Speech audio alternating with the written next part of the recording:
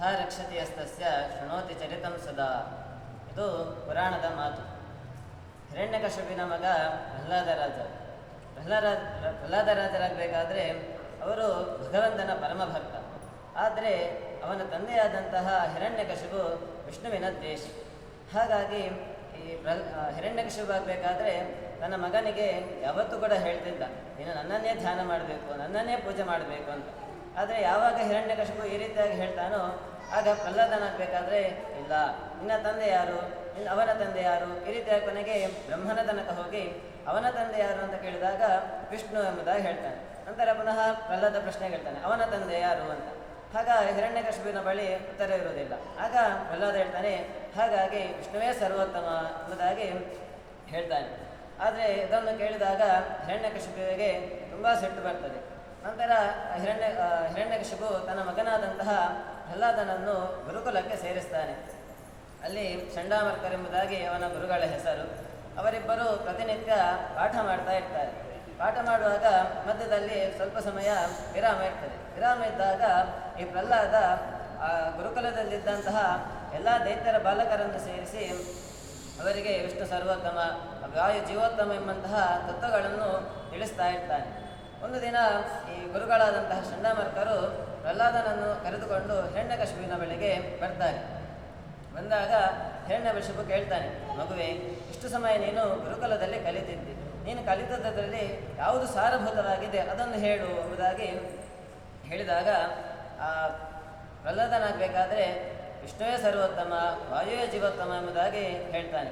ಇದನ್ನು ಕೇಳಿದ ತಕ್ಷಣ ಹಿರಣ್ಯ ಭಟರನ್ನು ಕರೆದು ಇವನನ್ನು ಹಾವಿನ ಬಳಿ ಕರೆದುಕೊಂಡು ಹೋಗಿ ಅವುಗಳಿಂದ ಕತ್ತಿಸಿ ಕೊಲ್ಲಿಸಿ ಎಂಬುದಾಗಿ ಹೇಳ್ತಾನೆ. ನನ್ನ ಸ್ವಂತ ಮಗನಾಗಿದ್ದರೂ ಕೂಡ ಅವನ ಮೇಲೆ ಕರುಣೆ ಇಲ್ಲ. ಈ ಭಟರು ರಾಜನ ಆಜ್ಞೆಯಾಗಿದೆ. ಆ ಪ್ರಹ್ಲಾದನನ್ನು ಕರೆದುಕೊಂಡು ಸರ್ಪಗಳ ಬಳಿ ಹೋಗ್ತಾರೆ. ಸರ್ಪಗಳಿಗೆ ಆಜ್ಞೆ ಮಾಡ್ತಾನೆ, ಇವನನ್ನು ಕಚ್ಚಿ ಕೊಲ್ಲಿ ಎಂಬುದಾಗಿ. ಆ ಸರ್ಪಗಳು ಭಯಂಕರವಾದಂತಹ ಸರ್ಪಗಳು ಪ್ರಹ್ಲಾದನನ್ನು ಕಚ್ಚುತ್ತದೆ. ಆದರೆ ಪ್ರಹ್ಲಾದನಿಗೆ ಏನೂ ಆಗುವುದಿಲ್ಲ.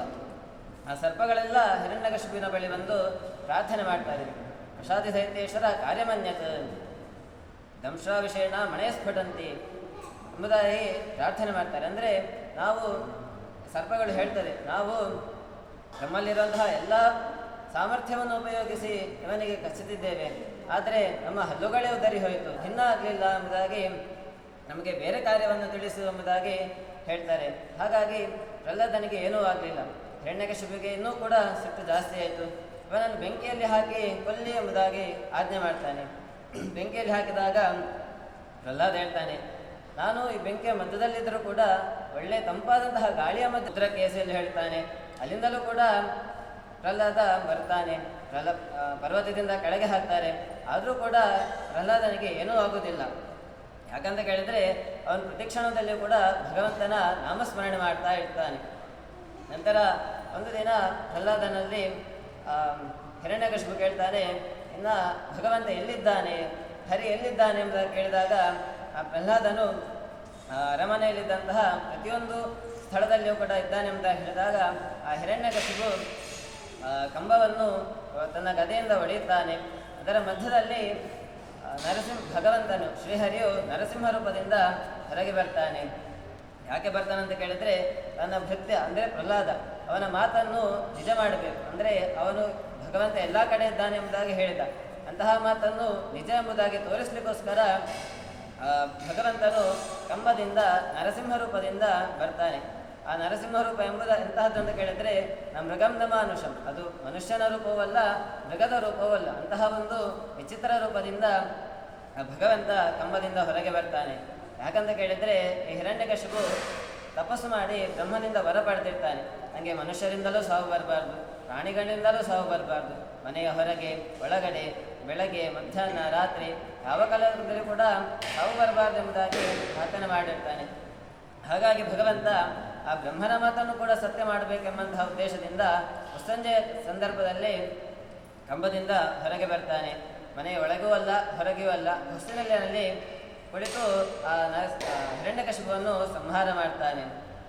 ಅಂತಹ ಪ್ರಹ್ಲಾದರಾಜರೇ ಮುಂದೆ ರಾಘವೇಂದ್ರ ಸ್ವಾಮಿಗಳಾಗಿ ಅವತಾರ ಮಾಡಿದ್ದಾರೆ.